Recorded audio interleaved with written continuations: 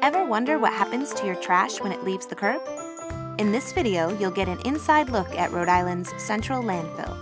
Sanitary landfills, like Rhode Island's, are environmental engineering structures where trash is buried in such a way that it has little contact with the surrounding environment, and this design contrasts greatly with the trash dumps of the past. Trash dumps required little planning and were not regulated the way landfills are today. Both the Rhode Island Department of Environmental Management and the United States Environmental Protection Agency heavily regulate our landfill. So how is the central landfill engineered and operated to keep the surrounding environment safe? Let's take a look and find out. First, some facts. At the very top, the central landfill is about 250 feet tall from existing ground and about 570 feet as measured from sea level. Contrary to urban legend, it is not the highest point in Rhode Island. The disposal footprint of the landfill is currently around 250 acres, and once filled to capacity will have grown to about 350 acres total. If trash levels remain the same, we project to be at capacity in 20 to 25 years. However, if trash levels decrease from waste reduction, reuse, and recycling, the landfill can serve the next generation of Rhode Islanders for longer. Landfills are built in sections called phases, and the construction of each phase begins when we excavate an area approved for such use.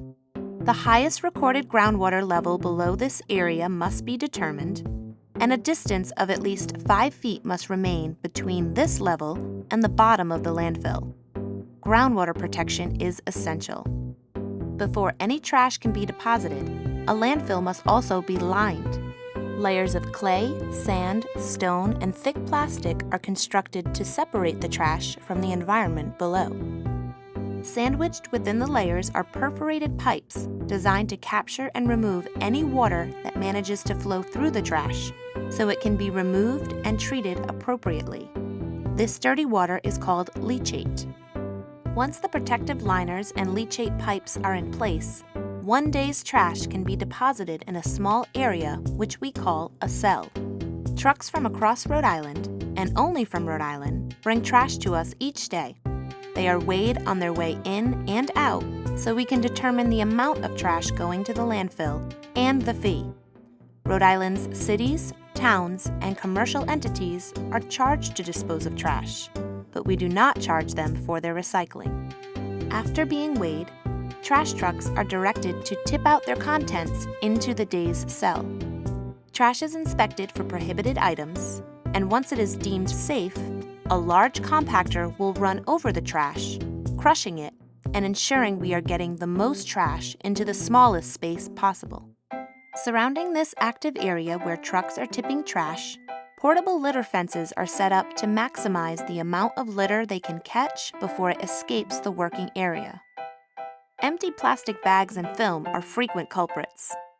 With the exception of cling wrap, which must go in the trash, we ask all residents to bring any clear or translucent and stretchy plastic bags and film back to any large store in Rhode Island for recycling. Each day, about 400 trucks bring us trash, and this process of tipping, inspecting, and compacting takes place for each. By the end of the day, all the deposited trash must be covered by material such as gravel, soil, or a stucco-like substance. No trash can be left exposed overnight.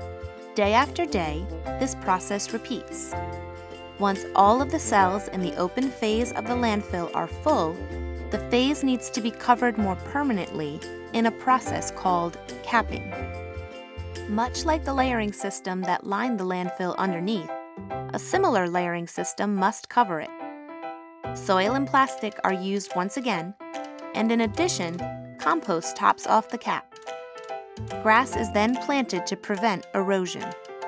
Along with the liner, the cap now seals the trash inside like a giant Ziploc bag, preventing rainwater from coming in contact with the trash in that specific area. Instead, rainwater, which we call runoff, rolls off capped areas and away from the trash. With the assistance of engineered drainage benches and chutes, the runoff is guided into a series of detention ponds that surround the landfill.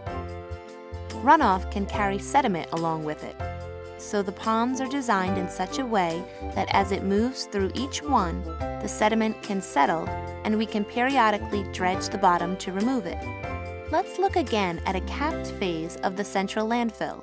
You'll notice that many vertical pipes are jutting out. We know how pipes embedded at the bottom of the landfill serve as a collection system for leachate. However, these pipes are a part of a different matrix of pipes that also serve as a collection system, this time for landfill gas. When trash decomposes in the absence of oxygen, it does so because of the presence of tiny microbes that also thrive in such an oxygen-depleted environment. These microbes, which essentially eat our trash, produce gas as a byproduct of their digestion. This gas is composed of nearly half carbon dioxide and half methane, with trace amounts of other gases such as hydrogen sulfide. The gas produced through the decomposition of trash in the landfill needs to be captured, and at a minimum, we are required to burn or flare the methane gas off. Why is this important? Both methane and carbon dioxide are greenhouse gases that trap heat in our atmosphere. However, methane is about 21 times as potent a greenhouse gas as carbon dioxide. Flaring methane turns it into carbon dioxide and water and reduces the impact that landfill gas has on the environment. At Rhode Island's central landfill, we go beyond required flaring and transport the gas through both the vertical pipes you see jutting out and horizontal ones you cannot see.